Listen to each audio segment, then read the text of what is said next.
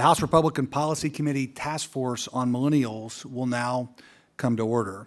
The committee is meeting today to discuss the essential role of millennials in today's economy. And though we're meeting on that important topic, I couldn't start today's hearing without mentioning that our hearts and minds are with the people of Paris today as they deal with the horrible tragedy over the weekend. We want them to know that we hurt as they hurt, and we all understand together that we have to be united in standing up to these terrorist thugs, defending our way of life, and ultimately defeating them. Would now recognize myself for an opening statement. I want to thank everyone for coming today. It's an exciting day for the House Republican Policy Committee as we host the second Millennial Task Force hearing to discuss how the millennial generation is shaping our economy. Today, millennials are the largest generation in the workforce. And by 2020, just 5 years from now, they will represent 50% of it. Now think about that for a second. In just 5 short years, millennials will make up half of the American workforce. That's exciting news, but it also creates a number of challenges.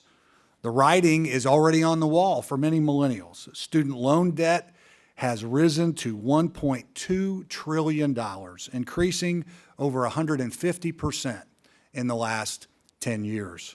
Wages have stagnated. Young people are being forced to live at home longer. And the president's health care law has shifted the cost of health care from the old to the young. Many, frankly, are just starting to believe that the system is rigged against them. Millennials aren't asking us to give them a free pass. They're just asking us to give them a fair shot. And we've got a long way to go. But the good news is that even though government may have helped create this mess, it can also help fix it. As Ronald Reagan said famously a generation ago, there are no easy answers, but there are simple answers. We just have to have the courage to do what we know is morally right.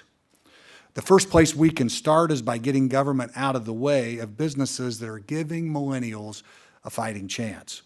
We're fortunate to have 3 panelists representing companies today that are rewriting the rule book by realizing the potential of millennials. These businesses have taken an uncommon approach to fixing common problems. And by doing so, they have truly changed the world. For instance, when was the last time that you opened an encyclopedia or had to walk miles to find a cab? These businesses are changing the way our economy works, and for the future of the millennial generation, we can no longer allow government to get in the way. Congresswoman Elise Stefanik, the youngest woman ever elected to Congress, has been a tireless advocate in the halls of Congress for millennials, and we are pleased to have her leading this task force today. For those of you in the audience or watching online who may have questions for our witnesses, you can tweet your question using the hashtag GOP Future, and we may ask your question, time permitting, during this hearing. I now recognize the gentlelady from New York, the chair of the Policy Committee's Millennial Task Force, Congresswoman Stefanik. Thank you, Chairman Messer, and I would like to take the opportunity to thank our distinguished panel of witnesses for taking the time to testify, to share your knowledge and expertise with us. It is a distinct honor to chair the Millennial Task Force and lead today's hearing as we continue our discussion on how we, as legislators, can help empower the millennial generation. I have greatly appreciated the insights gained over the last several months, and I'd like to take the opportunity to briefly revisit our previous hearings. As you may know, this hearing is the third in an ongoing series where we have explored and discussed the millennial generation. In June, we held our first hearing where experts representing Harvard's Institute of Politics, Pew Research, Echelon Insights, and the Manhattan Institute laid out the demographic breakdown of Americans between the ages of 18 and 34. We reviewed current trends and polling data that show this generation is different in many ways from their parents and grandparents. For example, millennials are the most highly educated generation in American history, yet they also feel the most politically disengaged. In August, I held a field hearing in my district where I heard from millennial constituents representing a diverse set of backgrounds. These constituents shared real-world examples of the challenges facing a generation that will soon comprise half of the American workforce. Challenges such as the regulatory burdens which hold back the next generation of farmers, endless student loan payments that prevent the next great small business from opening, and a government that is slow to adapt have left these young Americans feeling stifled. As we come together once again, we have the privilege of hearing from industry leaders who represent the cutting edge of fresh thinking and adaptive policies when it comes to the modern workplace and the empowerment economy. We will hear how companies are attracting and retaining millennials to their workforces. And we will also gain a greater understanding of how modern technology is empowering our constituents to support themselves economically, the ability they desire. As Chairman Messer mentioned, millennials have now surpassed Generation Xers as the largest generation in the U.S. labor force. In fact, more than 1 in 3 American workers today is a millennial, and this percentage will rapidly increase in the coming years. For companies to stay competitive, they will need to be able to harness the talents, experiences, and energy of a generation that currently includes 80 million Americans. With this new generation, as with all generations, come new ways of doing things and fresh outlooks on the world around us. Past generations have looked for stability and certainty, whereas millennials look for flexibility and fulfillment. I believe these shifts will only make the United States stronger and more competitive. I look forward to hearing from our witnesses in what is sure to be an informative and productive dialogue as we discuss how we can support and grow the empowerment economy. Other members of the task force may be recognized in the future when they come in to share statements, but I will move on to introducing the witnesses. I will start with Maisie Clark, who is a government affairs analyst at Google, working on their advocacy efforts on a wide range of issues and technologies. She has worked at Google since 2010 in a variety of roles in the people operations, sales, and government affairs divisions. Prior to Google, Maisie worked at kiva.org on their strategic partnerships team. She graduated from Harvard College in 2009 with a degree in history. Terry McClemens, our next witness, is the Washington Metro managing partner for PricewaterhouseCoopers. She leads a practice comprised of over 4,000 professionals serving public, private, and government clients and is responsible for all client services in the Washington metro area. She previously served as PwC's U.S. Human Capital Leader and Global Talent Leader and as a member of the U.S. leadership team. During her tenure as U.S. Human Capital Leader, PwC's talent strategies were consistently recognized as industry-leading. Terry was recognized by the Washington Business Journal in 2015 as one of the most powerful people in the greater Washington, D.C. area. Terry was also recently recognized by the National Council for Research on Women as one of their trailblazers, a designation given to those who contribute to significant positive change in the lives of women and girls. Our last witness is Brian Worth, who is the federal public policy leader for Uber. He is responsible for advocating Uber's pro-growth, market-driven business model to all federal stakeholders and interested parties. Prior to joining Uber, Worth served as the director of coalitions for House Majority Whip Kevin McCarthy. In this role, he was responsible for coordinating outreach to key organizations that were interested in legislation being considered by the U.S. House of Representatives. Brian began his career in Washington working for Congressman Dave Hobson and also served as a political appointee at the U.S. Small Business Administration and as the Vice President of Government Affairs for the Independent Electrical Contractors. Mr. Worth is a graduate of Miami University and lives in Arlington, Virginia with his wife and 2 children. The chair now recognizes Ms. Maisie Clark for 5 minutes for an opening statement.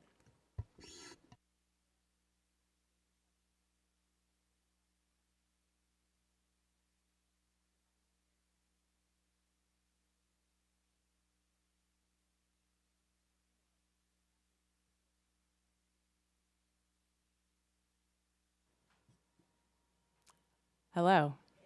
I'm going to start over. Thanks. Hi, everyone. My name is Macy Clark with Google. It's an honor and a pleasure to be here with you all today. I'm a government affairs analyst, and I've worked at Google in a variety of different roles for the past 5.5 years. As you know, the recession has disproportionately affected millennials, leaving many young adults in our country unemployed or underemployed. I graduated from Harvard College in 2009 at the height of the recession, and along with much of my graduating class, I did not have a job lined up on graduation day. Like many of my peers, as I searched for an engaging and, more importantly, salaried position. I applied to upwards of 100 roles at many companies and was fortunate enough to receive a call back from Google to work in the recruiting department. Recruiting wasn't exactly the career path I imagined I would pursue when I was in college, but I really needed to make some money and move out of my parents' house. 5.5 years later, I've worked in recruiting, sales, and government affairs at Google, and I couldn't have asked for a more rigorous and engaging experience early in my career. This is because of the way Google focuses on its culture and its people. Google positions itself in many ways to hire and retain millennials, but 4 themes unite them all: the company's inspiring mission, a culture of flexibility, trust in our employees, and the constant pursuit to maintain an inclusive workplace. I'll start by talking about the importance of a company's mission. Countless surveys about what motivates millennials, including Deloitte's 2015 Millennial Survey, show that working for a business that has a positive impact on society and a mission they believe in is the most important factor in job satisfaction for millennials. Google's mission is to organize the world's information and make it universally accessible and useful. Our mission is distinctive in its simplicity and in its scope. While many companies' missions focus on business concepts such as value creation, customer experience, improved operations, and shareholder value, Google's mission is focused on a purpose rather than business goal. Organizing the world's information is also a mission that can never be completed, which always leaves room for our employees to innovate more and more. Millennials also care a great deal about having flexibility in their careers, both in their day-to-day work, but also in their career trajectories. Work hours at Google are generally quite flexible, and as long as you attend all your meetings and get all your work done proficiently, the company is very happy. We also allow employees to pursue 20% projects, where they can spend 20% of their time working on side projects they think will benefit the company internally or delight consumers externally. For example, Gmail started as a 20% project in 2001, launched in 2004, and is now one of Google's most beloved products. Google also encourages us to always keep learning. Googlers can receive an educational reimbursement for courses they take outside of work, even if it's something that isn't directly related to their role at Google. If a software engineer wants to take a course in medieval literature at a nearby university, Google will pay for 1/3 of the cost of that course.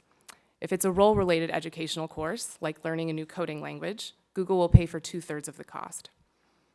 Google also offers quarter-long to year-long rotations to employees so they can experience what it's like to work in another department or even another part of the world.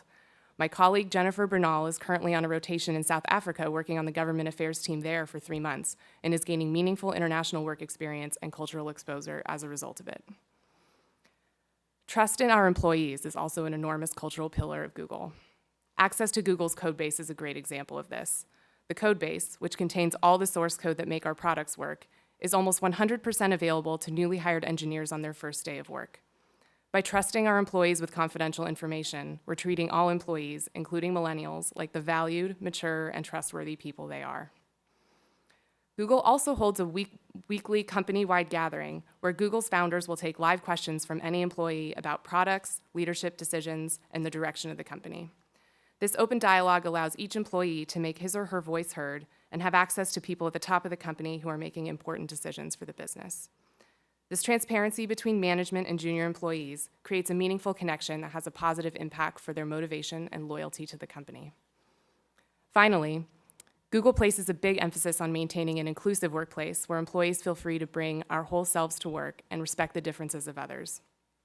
Our lack of dress code is, of course, a large appeal to millennials in this category, but it goes far beyond that. Google has invested a great deal of resources into combating the problem of unconscious bias, which is the human mind's tendency to give preference to people who are more similar to ourselves.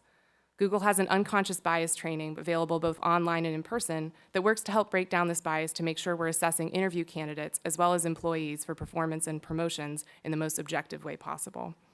We also have a number of employee resource and advocacy groups that connect Googlers of similar backgrounds for dialogue, networking, and events. Mission, transparency, trust, and inclusion have paved the way for Google to be considered a top employer by millennials, and we strive each day to improve our strategies to attract and retain this incredibly talented generation of technologists. Thanks for your time. Thank you, Ms. Clark. The chair now recognizes Mrs. McClements for an opening statement. Thank you, Congresswoman Stefanik, Congressman Messer, and other distinguished members of the Congress for inviting us to PwC today to talk to the Millennial Task Force hearing. We are delighted to share some of the innovative strategies we've implemented around our approach to talent attraction, development, and retention of a group of people often misunderstood, millennials. Our workforce at PwC is strikingly young. By next year, millennials will count for approximately 80% of our people. So the issue of how we attract, engage, and develop the youngest members of our organization is something we've spent a lot of time thinking about. Millennials are often stereotyped as being self-absorbed or lazy or quick to shift their loyalties. We've found that those stereotypes simply are largely unfounded, and when we've started paying attention to the millennial workforce motivations and interest, we ended up with a fresh perspective on the work experience for our entire firm. In 2012, PwC collaborated with researchers from the University of Southern California and London Business School to look at millennials in the workplace, what motivates them, and how to keep them engaged. What we found were some real generational differences among our newest and youngest hires, differences that forced us to reimagine effective people strategies firm-wide. One of the main takeaways from our study was understanding how much millennials and even our experienced people valued flexibility in their schedules and their careers. In many cases, millennials are willing to give up the opportunity to make more money or climb the corporate ladder to find a role that offers them the flexibility to work from home or time to follow their passions. We used this information to rethink what kinds of flexibility we were offering all of our people. In January 2013, we launched a contest which we called Plan to Flex, where we asked our managers to work with their teams to find a way to achieve flexibility by supporting each other during one of the busiest times in our business cycle, January through March. The goal was to deliver on our client commitments and have time for the things that mattered to each individual. We had more than 1,800 plans submitted, with more than half, or 20,000, of our people participating. We took it one step further and rolled out year-round flexibility for our entire organization. We're also finding even more unique ways to offer flexibility and balance. We recently launched our Flexibility Squared Talent Network, which allows people to work during the busiest time of the year and then pursue other interests. We've had flexible talent network professionals enroll in medical school during most of the year and come back to us during a break between classes for our busy season. Another professional followed their passion and started a bakery using the reliable capital earned working for us to grow her small business. Millennials are also reminding us to think about how we engage in communication. It's a myth that younger people only want to communicate through electronics. They actually crave face-to-face interaction, particularly when it comes to feedback and career development. This insight pushed us to take a fresh look at our performance management practices, largely paper-driven, process-driven, back-ended, and often focused on assignment of ratings and compensation as opposed to actual career development. In 2014, we replaced our old process with a new leadership development experience grounded by our PwC Professional Career Development Framework, which emphasizes the competencies necessary to solve important problems in an ever-increasingly complex world. We are creating a real-time development culture emphasizing frequent, informal, in-the-moment feedback to help our people grow and develop each and every day. We've developed an app that charts progress against the PwC professional dimensions to facilitate more robust career conversations. Millennials also want to know that they're valued and appreciated for the contributions they're making. It can come in the form of real-time rewards for something like a great effort in a client meeting or for finishing a project.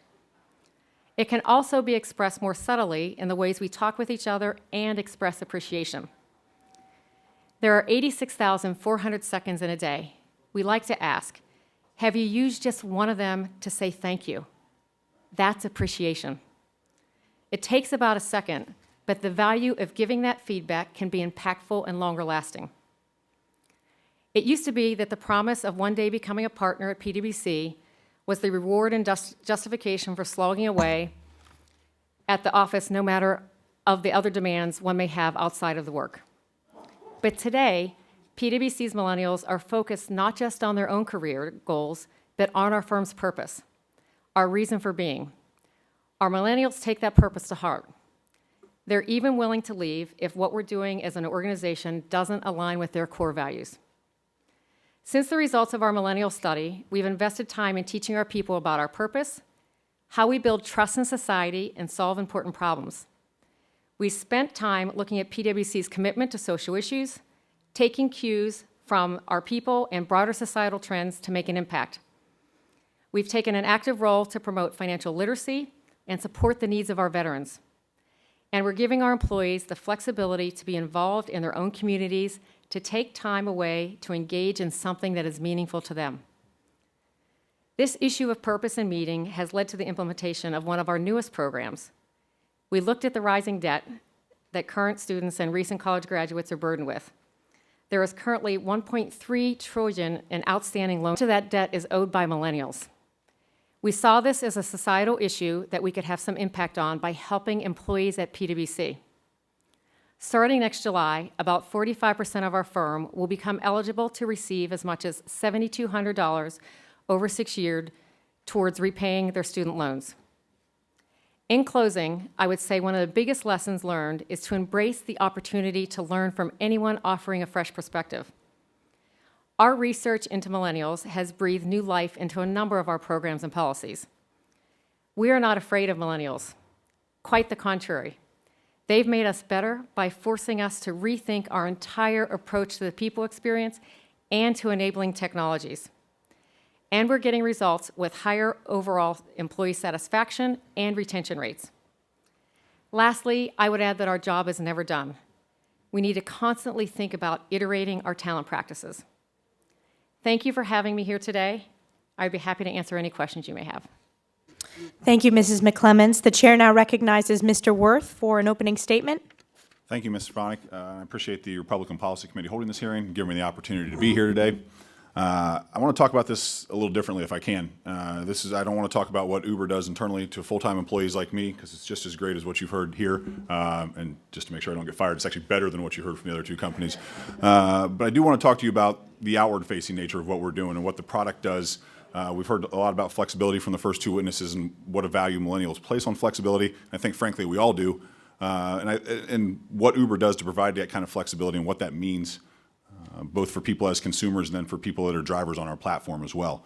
And I like to start, when I have this conversation about Uber, it's somewhat ubiquitous and we kind of take it for granted, especially in a city like Washington, where a lot of us get around that way now. But 5 years ago, the company just got started. 6 years ago, the technology didn't even exist to do what we're doing now. The phone battery would actually drain even when it was plugged in the driver's car. It couldn't hold a charge. But now the technology exists and we take this for granted just a short 5 years later. And so who knows what the next year would bring or what that next technology is, that next app on our phone that we'll all be sitting here a couple years from now saying, I can't remember what it was like not to have that on my phone or not to be able to do that. So that's where technology is moving, and I think that's changing the way people interact commercially. It's empowering individuals to no longer have to go through whether it's a big chain store to buy something or deal with a bigger something faceless. We're now dealing with the person we're directly having the transaction with. When you're in an Uber ride, whether you're the driver or the rider, both of whom we see as customers, you're dealing directly with the person who's paying you or who's providing you with the service, and you get to rate them afterwards. And that's a very empowering thing for consumers. It's not something that only Uber does. There are a lot of app-based companies out there that provide this kind of direct interaction and cut out the middleman in the sense of the traditional employer. And to give you a snapshot, I'd like to give the committee just a snapshot of what we're talking about and how this impacts millennials, both, but the larger sense, what it means economically. Right now on the Uber platform, we're in more than 300 cities around the world, more than 70 countries. In the United States, we are in more than 200 cities here. We have 400,000 plus active Uber drivers in the United States, people on the platform driving. These are people that do more than 4 trips a month on the Uber platform. Globally, that number is in excess of 1 million. And from a millennial standpoint, we pulled the numbers on that. 23% of the drivers on the Uber platform in the United States are 29 or younger. 49% of the riders on the Uber platform are 49 and younger. So this is, and some of what I want to talk a little bit more about here as we go forward is the way this is changing the way these millennials get around and the way they move around cities or move into cities now as opposed to living out in the suburbs. So it's really changing the way cities are shaped, the way transportation works, the way people move. But a couple more, if I can give you a couple more numbers that speak to the flexibility of this platform and speak to the flexibility that technology is really allowing people now. More than half of our drivers on the Uber platform drive fewer than 10 hours a week. More than 40% are below 8 hours a week. So these are people literally picking up, whether it's a weekend they're doing. I always like to tell anecdotally, the first Uber ride I took in San Francisco when I went to headquarters, I was going to the Giants game. I get in the car to go down to the game and start talking to my driver, and she stays home with their child during the day, and her husband's at work. And when he comes home, he gets off at 5, he's home 5 to 5:30. She goes out and does the rush hour hit, and then she comes home. And she said, the best thing about this is, if my kid's sick, I don't have to go, I'm not getting fired because I can't go out. If I don't feel like going out, I don't have to go out. If my husband has to work late, I don't have to go out. But if I can, we go out and make a little bit of extra money. That's at 10 hours a week. And for a lot of people, that's a big deal. That 10 hours a week is a make or break kind of thing, or it's a difference between going on vacation or paying down your student debt. It really matters.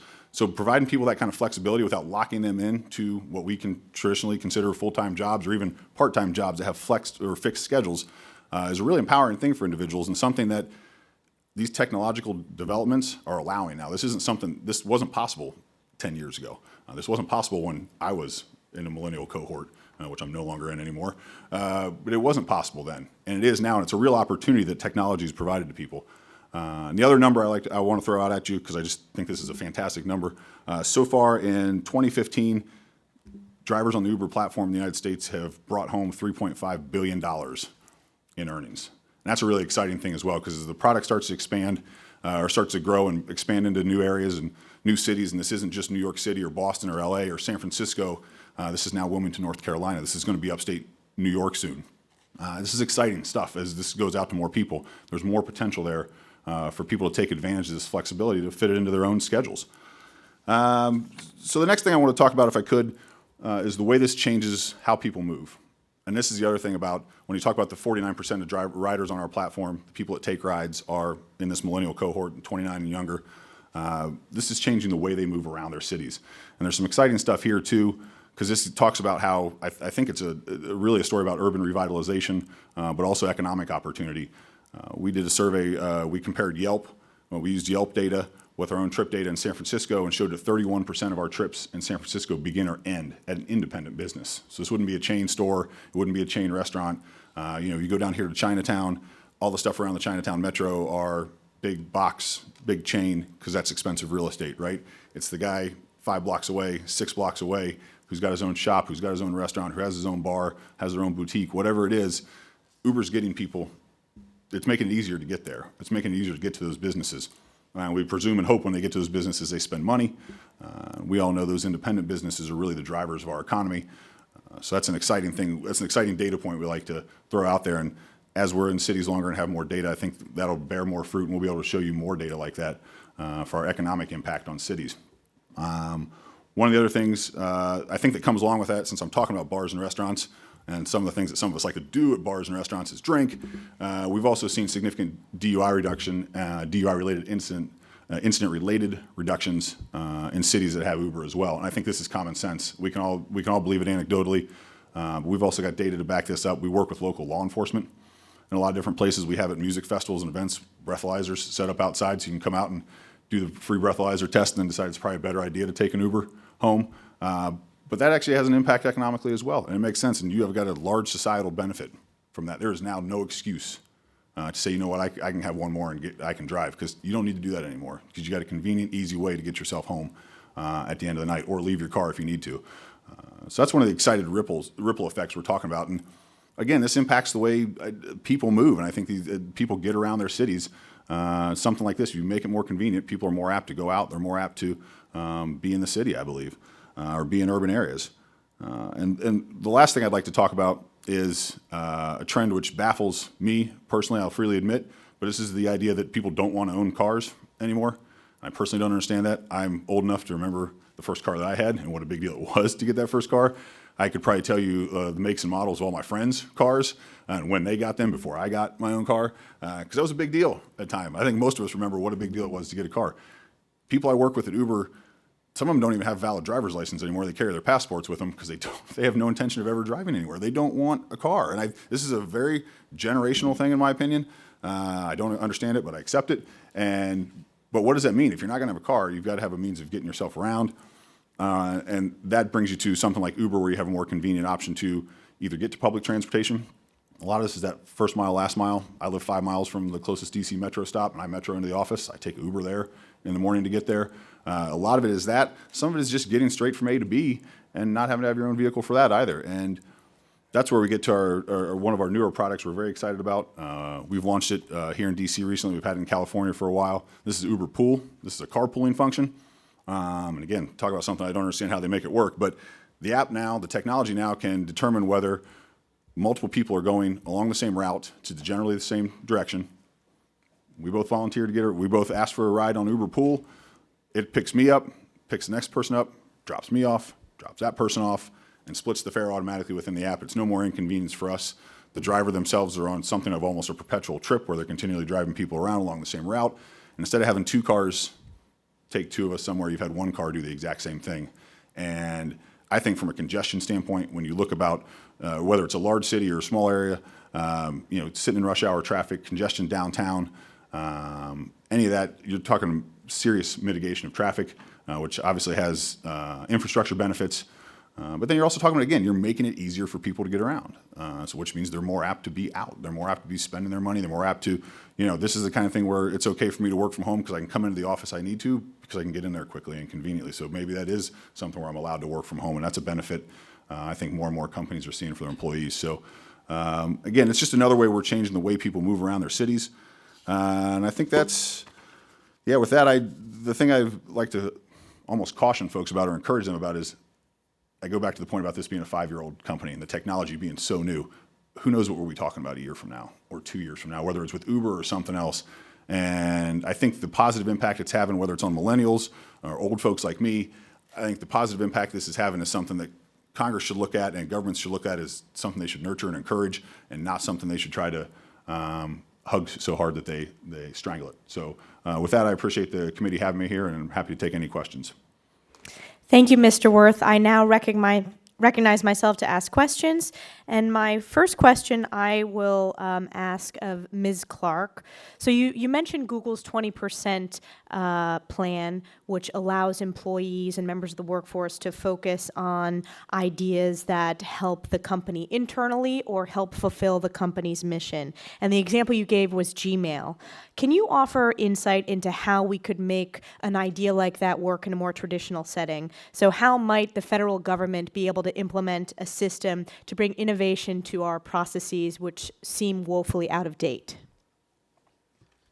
Thanks for that question. I would say just being flexible enough to allow people to come up with these ideas, and perhaps having an internal system for people to share those ideas. You could use sort of a internal system to crowdsource these ideas. People could vote on whether or not they think the idea is something that a group of people could pursue. And then it's really just about empowerment at the end of the day. The technologies exist to allow this to happen, but I think having staffers come up with great ideas and having all the different offices support, allowing them to spend time on these ideas to innovate and update older processes, I think would be wonderful. And it's been amazing at Google. I myself got a wonderful trip to London out of a 20% project that I did, helping journalists learn how to combat money laundering. We trained a bunch of journalists on how to use Google tools to sort of expose money laundering around the world. So that was a really cool experience that I was able to have. It felt very impactful, and I think that crowdsourcing those ideas, having people get together and work on them, and allowing them to do so would be wonderful. Great, thank you. Mrs. McClemens, you've you referenced how PwC is constantly reaching out to your workforce to get feedback. Can you talk about how that feedback has impacted the office culture? And does this level of involvement create a sense of motivation and ownership where you've noticed the difference as you've started this program? Sure, thank you. Wonderful question. So we have a culture whereby we are constantly seeking feedback. So there's two things that we do. So we've moved from an annual survey process from our people to get feedback on the environment to more quarterly surveys on the work environment. But in conjunction with that, so I mentioned the rollout of our new performance management efforts. That is something that we call real-time feedback. So each and every day with every major interaction, we're seeking and asking for feedback, both upward and downward, so that with every new assignment, every new client, every new conversation, the next time that we have it, we will be better equipped to have a more strategic conversation with our clients, with our broader stakeholders in the community. So we've got this concept of real-time, in-the-moment feedback, supported by periodic surveys that help us listen. We call it listening, learning, and adapting, so that we're constantly getting feedback to adjust our practices. Thank you. And my last question before the next round is for Mr. Worth. You talked a lot about millennials moving towards urban areas and the increased ridership in underserved neighborhoods. Since I represent a rural district, I wanted to ask, do you think an increase in types of services like Uber could more rural areas across this country? Sure, absolutely. And I think this is something where, as this becomes more common, and we've already seen this in the difference between large cities and mid-sized urban areas, it does become, do you want to be that city? Do you want to be that area that attracts someone else? And it's not just Uber. This is a technology function in general, right? It's about access for people, and it is about this flexibility. So I definitely think this is something, as the technology expands and becomes more widely used, this is absolutely something, one, that Uber will be in more places than it is now. It won't just be an urban phenomenon anymore. It will be something that's much more commonplace. But that also, sure, I absolutely will think it will attract people, because it's going to be something people look towards. If you live here and you're used to having that, you're used to having that convenience, and that's really what this is about, right? Flexibility. You're not going to want to give that up necessarily if you go somewhere else, or it's going to be something you factor into that. Thank you. I now recognize Chairman Messer. Great, thank you. Going to have maybe the next round a more direct question about federal policy, but want to continue in this round with a fascinating panel, kind of on the background that we've been discussing. You know, Macy, I have to admit, when you talked about being an intern at Google, I couldn't help but think of the movie The Internship, right, where Vince Vaughn and Owen Wilson, I think, were maybe an example of defeating unconscious bias, right? Because those of you who don't know the movie, Vince Vaughn and Owen Wilson were a couple washed up 40-somethings around my age guys that had failed in life and ended up having an internship at Google, and actually in the end became fairly successful. For those of you a little older, closer to my age, think Revenge of the Nerds and for this decade. But really kind of a fascinating movie. But could you talk a little bit more about this principle of unconscious bias and the way it's utilized within your company? Absolutely. I will note that I was an extra in the movie The Internship. Oh, wow. That was filmed on campus, so I'm in the background of a couple shots. Got to meet Vince Vaughn. Very cool. And actually, we do have an employee resource group for older Googlers. They call themselves Greyglers. So I want to. Older is what, like over 35? I don't know what the line is, actually. It's something I could look up for you, but it's probably woefully low. Anyway, unconscious bias, there's been a big push recently specifically about making sure that people, enter every situation at work in a way where they are recognizing the differences of others in a way that doesn't hinder them to have the best dialogue and also to review employees, for performance and promotion, making sure that everyone's evaluated equally. And we have a bunch of trainings. We have in-person trainings that we have. We sometimes do them externally as well for people. So we have trainers who that's either part-time or full-time job for them. And then we have an online training that's available to all employees. And I've taken that myself, and I found it really informative. So we'd love to bring that to the government, make it more widely accessible. So we can definitely follow up on that later. Great, would appreciate it. Now, Terry, sort of fascinated to hear this number that 80% of the workforce at PwC is millennials. Could you, one, expand a little on how that happens, and then maybe talk a little bit about some of the opportunities and some of the challenges that come from that makeup of your workforce? Sure, great. I think part of the why we get to 80% so quickly when the workforce is literally going to be at about 50% is our business model in terms of how we promote and develop people. With the advent of our leadership development experience, we literally want to be the employer who's known as the developer of talent. So whether people decide to stay with their firm long term, or whether they choose to go to pursue a career in another area, we want to be the company where they want to come to grow and develop. And I would love to share the fact that we are second behind Google in terms of recognition from campus, in terms of the brand where business students see their destination to go, which is fantastic. So then as to the second part of the question, looking at the opportunities and the challenges that perhaps that exist, is we see it as opportunity. We saw the fact that probably many areas, I'm a boomer, and with the influx of a new generation really helping us to see that there were different ways to approach what we were doing, delivering our service externally, delivering our services internally from a talent perspective. So we took advantage and drove innovation challenges several years ago to get great ideas from our people of all the different ways that we deliver our services and externally and internally.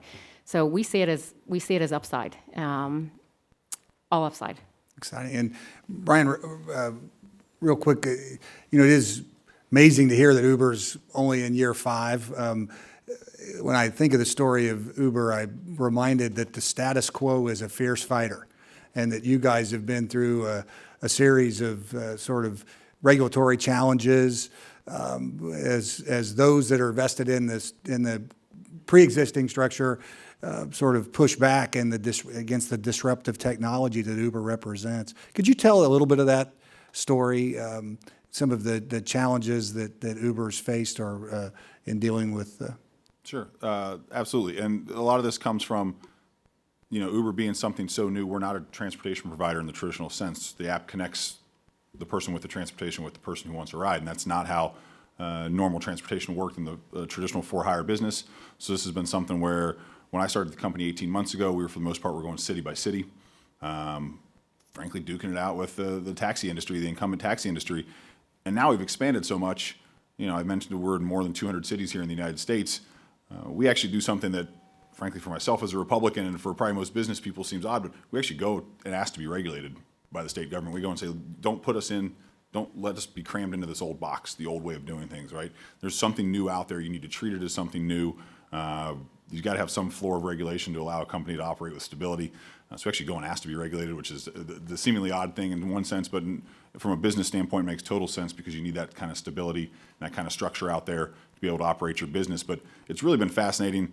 We have moved in the 18 months that I've been at this company and watched this from the inside, from this fight we're having, whether we should even exist, whether Uber should even be allowed to operate, to now the conversation is just more about like, okay, Uber can operate, but how do we treat it? How do we tax it? How do we regulate it? How do we do all these other things to it, which is what normal companies face. So we're something, I think we might be starting to grow up a little bit as a company and getting away from that startup phase of it a little, but it really has been fascinating to see how the nature of this technology, where I talked about how it connects you directly with the person you're riding with, and it's a very personal thing for most people, whether you're the rider or the driver, has allowed Uber to win these regulatory fights at the state and local level. And they've won them because the constituents of the lawmakers, whether it's a city body, a regulatory body, or the state legislatures, the constituents want this service, and they can speak up and say, yes, I know exactly what it's like to not have that. I know what it's like to have it, and I want to have it. And you as my lawmaker, you as my representative need to figure out how to allow me to have this product and how to make it work. It has been fascinating to see that from a grassroots standpoint, what this has allowed that I think most traditional products that we buy via, again, suppliers and retailers, and it just doesn't work that way. So it's been interesting to see how the grassroots has worked with this company and this product. Yield back to Chair Stefanik? Thank you. I wanted to ask a broad question, and I'll start with you, Maisie, since you are the millennial on the panel. Why do you think that millennials find having an engaging mission so important to their careers? That's a really interesting question. I think it actually has a lot to do with being raised predominantly by the baby boomer generation. I think that was a very idealistic, strong-willed generation in its own right, and we were instilled with those values by our parents. That's certainly the case for me, and I think that's true for a lot of millennials. And I think it was also incorporated in education in a way that it wasn't quite as much maybe 60 years ago. So I think that that's kind of the predominant reason, and I think it's a great thing. So just to follow up, in terms of Google's mission, it's very unique in that it can never truly be complete, as you mentioned, and it's constantly to innovate. And many occupations and businesses aim to accomplish a very known and clear task, whether it's providing a ride from point A to point B, or what PwC does every day and on an annual basis. How do you think companies and professions, such as the trades or outside of the technology space, can reframe their mission to excite millennials the way Google does? And I'll ask PwC and Uber to follow up on that, but you can start.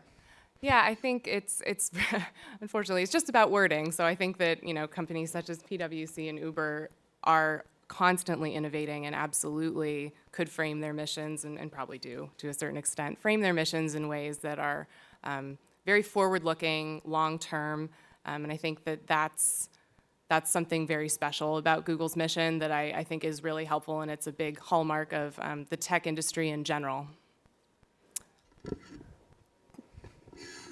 So as I think about our purpose, right, and is to build trust in society and solve important problems. And you can think about that broadly and say, what is that? What does that mean? And our millennials care about that. So as I think about it, whether it's building trust in society and solving important problems, from the work that we do from financial statement audits, right, are the reports that we produce sound so that investors are making good decisions on the companies in which they invest. Whether then I turn to other societal issues where our people are working on helping to develop ways to analyze data and analysis that might help reduce suicide rates, for example. Those are the real kind of projects that we're working on for society, for businesses, for our government. And so our people look at that and say, that's real impact. So our people, I've been pleased to have the opportunity to spend a lot of time visiting our public sector practice and the kind of work that they're doing supporting our United States. And our people know the mission. They know the mission they're working on, and they're excited about delivering against the mission. So that's how we really bring our purpose to life. And we've engaged our people in understanding and giving us feedback on that purpose as well. Sure, and at Uber, I think our mission is pretty clear, and it says it right on our website. We're changing the way people move and the way cities move. And I think the exciting thing, that keeps most of my colleagues at Uber that are doing all the really great stuff inside the company and with the technology moving. I talked about Uber Pool. We've got Uber Eats, which is food delivery. And we've got different iterations of the Uber product, which perform different functions and different services for people commercially. That's the exciting part, and that's the mission, is that what we're doing now is just scratching the surface. This is being a better option than a cab is the easy part of this. That was the low-hanging fruit. Now, what's next? And that's what keeps driving people internally, and the mission of this company is literally to change the way people move all over the world. And I think, Ms. Stefanik, you talked about your district.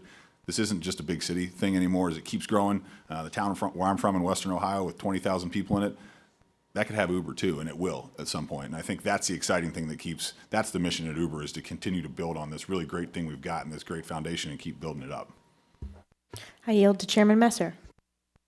Well, this, I have to admit I'm a dead square Gen Xer. I'm not a millennial, but this is going to feel very millennial for me to read for everyone the tweet here, question that we had come in, which is from Christian Finn, and it asks, what other products have been developed by Googlers during their so-called 20% time? Put me on the hot seat. I know they are wide-ranging. Off the top of my head, turning to my colleague Andrew. AdSense, great one. So that's one of our advertising products. It's actually a very big moneymaker for Google. So it's a big revenue generator for us on the advertising side, and that was something that was a 20% project very early in the company's history. So not only are they things like Gmail that are provided for free, but also things that are revenue generating for the company. And then our next one here is from Jared, which says to Brian, can you talk about surge pricing and how it has incentivized drivers to drive during peak hours? Sure, happy to talk about it. Surge pricing, we're supposed to call it, well, surge pricing is just what it is. We have the communications people have been trying to get us to say something nicer, say it in some nicer format, but everyone keeps calling it surge, and that's what the app says. So we're sticking with surge pricing, and I'll get punished when I get back to the office for this. Surge pricing is basically flexible pricing, so the rate of your Uber ride, there's a base fare built into it, but then the rate will float up as demand exceeds. So if 10 of us walk out of here and there's only 5 cars, the rate of our trip, the cost of our trip will go up until 5 more cars come into the area to pick all of us up. And the goal of this would be that all 10 of us walk out of here and get a ride within 3 minutes or inside of 5 minutes, that we all get treated equally and everybody has the same service across the board.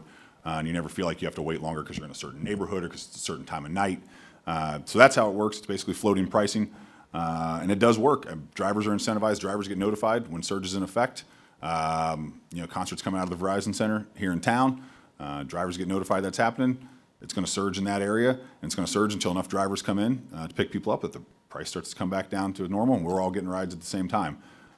And it certainly works. You can see it, and the best indicator you can see it is, and we can chart Uber trips in cities, it's bar-based. It's when the bars close. Between midnight and 2 a.m.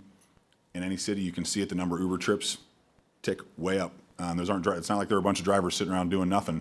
Before that, there are certain people that don't have a problem coming out and picking up folks coming out of the bar between 12 and 2 and taking them home. They know that's good business for them, and there's a client base there. If you're willing to do it, and if that's not the crowd you want to pick up or it's too late at night for you, then you don't have to go out and do it either. And that's the beauty of the system, is that it works both ways. It incentivizes both the rider and the driver. I'd like to kind of open this question up to all of you, and it's really, we're here at the U.S. Congress, the place where we make federal policy, and been very intrigued by the comments about workplace flexibility. Even though I am a Gen Xer, not a millennial, I've lived this workplace flexibility in my life. I'm a lawyer that at the time of my career had my own small business law practice that more or less operated out of our home. My wife is a lawyer too. Imagine that. Both spouses are lawyers, but she's for 10 years essentially operated her legal practice from home. And it strikes me that a whole lot of our federal policy surrounding employment and labor and taxation is based on a model that doesn't really apply anymore. It's sort of the old, or at least doesn't apply in a lot of circumstances anymore. The old 40-hour work week where somebody shows up to a brick and mortar facility and commutes back and forth until they clock in and clock out and get home. And would just ask the panel if any of you could describe challenges that your businesses face through federal policies that impact your ability to be flexible in the workplace. And if you don't have a specific challenge, then cautions that you might want us to be careful of as we look at where we go with public policy in this kind of brave new world.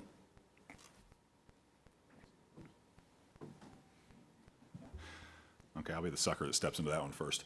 Okay, I think you hit on it, and it's the nature of whether it's tax policy or whether it's workplace policy. We're dealing with something new when we talk about Uber, and it's not. And again, I'm just the Uber witness, but there are technologies, app-based technologies out there.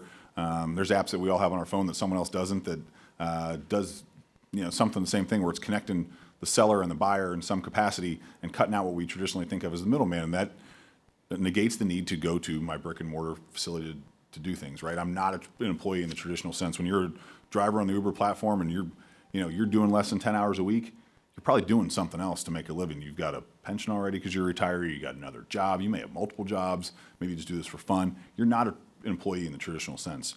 But our workplace laws are set up to treat you in that manner, or only look at you in that manner, is the best probably way to say it. I mean, and the hard thing is there's not even good data on what this means right now. The Bureau of Labor Statistics collects data.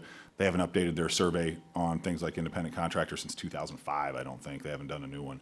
And the economy has shifted radically since 2005. That shift is taking place right now. So, I think it's something where I'd caution Congress against doing anything just to do something, right? I get this is a great thing and this is a great development. You want to encourage it, but since we know so little about it and it is so new, and again, I go back to our company being 5 years old, it is so new. This is something where I think lawmakers should proceed with caution until there's a clear problem that needs to be fixed. And I do think we're going to start to run into more of those problems, though, as a modern economy runs into laws that were built for, in a sense, a 40-hour work week in a brick and mortar facility that we traditionally think of as the workplace. And as that starts to shift, Congress is going to have to make changes at some point. But right now, I really think this is in a point where you don't want to step in too soon and squeeze too hard on something. I guess from PwC's perspective, we've not looked at it from the viewpoint of the policies that exist from a federal perspective. We've more looked at it from a commercial perspective and looking at how do we drive, a workplace environment where people find it attractive to want to be. So, and part of that is the flexibility. And I would say a huge enabling technology for us, and it's only been out, 5 or so years, is the iPad, right? So tablet devices. So when that got introduced, that really was a catalyst for us to drive some innovation. So it really wasn't the fact of policy, et cetera, but we embraced technology to say, there's a different way to approach things so that we don't any longer expect somebody to have to be at their desk 9 to 5, 8 to 6, whatever your hours are, that you can do a lot of work through supporting technology and eliminate, especially in this area, as you all can attest to, the traffic that exists in this area. If we can have people be more productive, that's really what we're looking at. So it's not really about the changing of policies at this point. It's about enabling better flexibility. I agree very much with that, and I think Google as a whole would as well. I think a focus on trust, I think it goes back to trust, allowing a framework where companies are able to trust their employees, hire people they can trust, and then trust them to execute on the work that they are tasked with doing really well. And I think when companies trust their employees, they become much more loyal, and they want to do their best. And I feel like I'm hearing that from the other panelists as well. Yield back to the chair. So one of the things I've noticed when I visit college campuses in my district is when I ask the students what they want to do after they graduate, the most frequent profession I hear is they want to become an entrepreneur. They want to start their own company. Sometimes they're sure of the idea, sometimes they're not sure of the idea, but they know that's what their version of the American dream is. And your testimony today as representatives from large companies at this point, as you think back to the story of each of your company's development, what were some of those roadblocks to growing companies? So from an entrepreneur's perspective, graduating from high school or college, wanting to start their own business, what are the challenges today to pursuing this empowerment economy that millennials are looking for?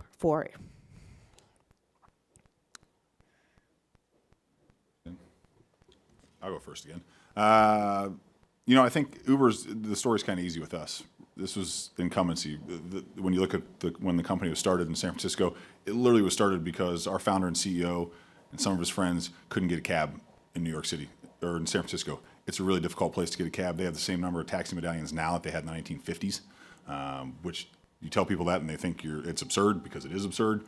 But that incumbency and that incumbency protection makes it hard to develop the product. The story of what we've been through in 5 years as a company, literally going toe-to-toe with the incumbent market and their regulators, just to be able to exist, just to be able to offer people that. And whatever that next app is, whatever that next opportunity is, if somebody says, I got a better way to do product X, I have a better way to do this, I can sell it better, they're going to run into some kind. If they have a better way to do something that's out there now, you're going to run into an incumbent. And that incumbent's not going to want you in their space because you're taking money out of their pocket. So innovation's always going to run into that. And I think when people are entrepreneurs, most people want to be an entrepreneur because they got a bright idea. They got something. They want to do something that no one else has ever done. And what those people are constantly going to run into, whatever that market is incumbency. And I think it's, it's in the government, it's in the interest of the consuming public, it's in the interest of that entrepreneur, if the government's in the business of opening up those markets and not allowing those incumbents to stifle the next innovation that we can't even imagine what that thing is. But again, like I said, 5 years from now, we say, I can't imagine what it was like to live without that. The government should be getting people out of the way and not allowing them to block that innovation. Terry or Maisie? Sure. I would take it from the perspective of innovation, right, can happen within an organization. It can happen by starting your own company from an entrepreneurial perspective. And one of my colleagues, I won't go into detail on this, but several of my colleagues wrote a book named The Self-Made Billionaire, where they researched the habits of what they identified as producers and performers. So producers basically being the innovators and the like. And many of those producers ended up actually coming from leaving larger corporations where their innovation was stifling and then went out on their own to then produce, right, to create innovation. So if I think about it from a company's perspective and an individual perspective, I think somebody who wants to do innovation, be an innovator, be an entrepreneur, can find that on their own in large organizations, et cetera, and would suggest that companies and organizations need to be open to people who think differently than they do, to harness the great ideas that are out there because they exist. And I think Google has obviously been very fortunate. It's a very successful startup story. Started in 1998 in a garage, and here we are today with over 55,000 employees. But apparently the government didn't get in the way too much for us so far. But one program that we have to foster entrepreneurship, especially abroad, is called Google for Entrepreneurs, and it's a hub location that we have in a lot of locations abroad where regulation may not be so friendly. And we think that having a strong entrepreneurial community, even if they're not working directly for Google, is good for the internet as a whole. So we really want to see more innovation and make sure that regulation is not getting in the way of small business owners and people who are trying to innovate. Thank you. I yield to Chairman Messer.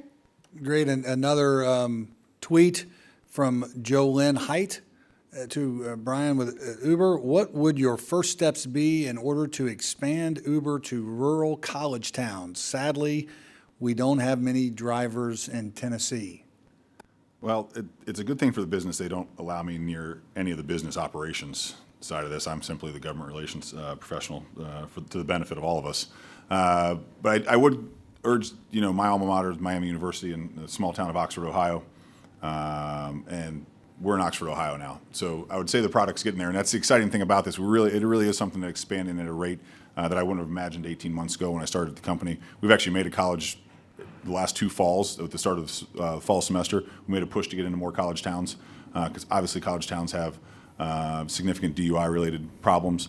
If you went to school in Oxford, Ohio in February, you didn't have a DUI-related problem. You had the fact that it was 10 degrees out in the morning when you had to get to constitutional law class at 8 a.m., and you gladly would have paid someone $10 to take you to that class so you didn't have to walk in the cold. So we're getting there. The product's expanding. And I would just say, we've come a long way in 18 months, and 18 months from now, I think we might have a more positive answer to her question, I think.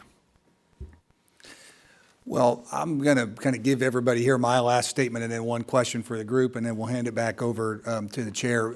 Macy, I have to admit to you that I mentioned the movie The Internship earlier. What I didn't tell you is I actually quoted the movie The Internship when I had a chance to give the commencement address at Ball State University just a couple of years ago. And there's a scene in that movie, it's the bleakest moment of the Vince Vaughn, Owen Wilson's team's experience when it looks like they're down and out and they're going to lose their opportunity to make it into Google. And one of the young people turns to the group and says, you grew up with the belief in the American dream, this idea that we all could do better. And for our generation, that's all it is, just a dream. And I made the point to the students at Ball State, never allow yourself to believe that. And I have to tell you, I have incredible optimism for the future. In part, my optimism is rooted in the millennial generation and all the incredible talent and values that they bring to the table. And part of it is from my own life experience. I'm a Gen Xer, as I mentioned earlier. I was born in 1969. I remember the 1970s. And millennials, of course, don't, but those of you who remember the 1970s, it was a particularly bleak time. It was double-digit unemployment, double-digit inflation, double-digit interest rates, polyester suits, lots of reasons to be pessimistic. You had the Russia running wild in Afghanistan, the Iran hostage crisis, and yet leaders came together, saw a brighter future, and took the steps we needed to make sure we left the next generation better than the last. It's happened in every generation in the history of this country. There's every reason to believe that it can happen again if we work together. In that spirit, I asked you just a second ago to highlight any problems or cautions. So I'll ask the question in reverse, which is, what are the opportunities that we have? You're here on behalf of these incredibly innovative companies speaking to members of Congress about what we can do next to make sure that America's future remains bright. And so I guess that would be my last question to each of you. What opportunities would you present? What would you encourage Congress to try to do? I think a focus on technical education is incredibly important for preparing people for the kinds of jobs that are available in the future in the United States. That's something that Google is very committed to. We've devoted a lot of money and a lot of time and a lot of resources to trying to improve technical education for both elementary school, high school, middle school, and even at the collegiate level. And I think that if the government wants to step up in any arena, I think giving people the tools to be entrepreneurs and work at amazing tech companies, I think that's the best thing I can think of. As I think about that question, I think about it in a couple ways. I, too, am optimistic, and I recognize and realize I'm the oldest member of this conversation today, having been born a lot earlier than you have. So I am very optimistic about our future and think that there is opportunity, not just in the science, technology, engineering, and math, to encourage that to happen, because I think technology becomes even a more important piece of our economy as we go forward. And I'd say, as I look not so much from a policy perspective, but I think as we've done as an organization, allowed our newest talent, the millennials, to push us to new ways of doing things, that as a U.S. government, that we be open to that innovation as well from the services that we provide to our people, right, our citizens. And that's just something that I think about and bullish on our opportunity here. So thank you for asking that. Yeah, great. Thanks. I think my recommendation would be, whether it's for lawmakers or for your staff, whether it's federal or state level, is to learn about these technologies and not the nuts and bolts of how they work, because I don't understand that either. But I think learn about the potential of them and learn about what we have here. And I try to talk a little bit today about what more Uber is doing, because so many of us just see it literally as just how I'm going to get back to the office, and that's all it is. It's so much more than that, and most of these technologies are so much more than that. And if you learn about them and start to appreciate that, I think that can shape your policymaking in a really positive way. And I think that would be my biggest encouragement, is just so much of what we've seen has been knee-jerk reaction that we've been fighting against for the past 5 years. And I think, but if folks have a little better understanding of what this is and what it can be, and that's the really exciting part, right, is what can this be? And I think we should always try to be opportunistic. And I think you as a party certainly espouse that as that kind of opportunism, right? That's being the happy warrior. That's my Kevin McCarthy there for you. That's being a happy warrior. And that's how we ought to approach policymaking, is doing it in the sense of, we understand the potential here and let's not screw this up, right? Because these young kids, these guys doing this, I go back to the office and I make fun of the fact that they wear T-shirts to the office, or now they're wearing cardigan sweaters, which I don't understand either. I give them a hard time about that, but they really are. It's a fascinating generation of folks, and they're very smart and relentless, and they're very committed to what they're doing. They do want to change the world in a really good way, and I think the best thing we can all do is stay out of their way and let them do it. Thank you. I yield back to the chair. Thank you so much. I want to first thank all of the witnesses today. It's truly inspiring to hear the stories of innovation in each of your companies, and you're clearly at different points in your lifespan of the company. But I think there are a lot of lessons and principles that we in Congress can learn from. One is flexibility, one is greater transparency, this bottom-up feedback rather than top-down approach, and the constant desire to innovate. I know that as a millennial in Congress, these are principles that I'm constantly focusing on to make sure that we are doing our job, responding to the American public, representing our constituents. And I think there's a lot of opportunity to rethink institutions that need to be modernized. The issues that I frequently reference to my colleagues is when you think about an issue like tax reform, I like to point out that the last time we've had fundamental tax reform in this country was when I was 2 years old in 1986. So that's just one of a number of issues that we need to have a modern take on. Get feedback from the American public, hear from millennials firsthand. I think of the craft brewers in my district who are growing and are millennials who are learning as they're building a business from scratch. I think about the economic developers who are thinking outside of the box about how we can more effectively use technology in our communities. I agree with Chairman Messer that this is an exciting time and we need to be optimistic about what millennials are adding to our economy in this country, but will eventually add to Congress. So thank you so much for your optimistic take on what millennials can add to the workforce, and I look forward to continuing our efforts on this task force. Thank you. Thank you.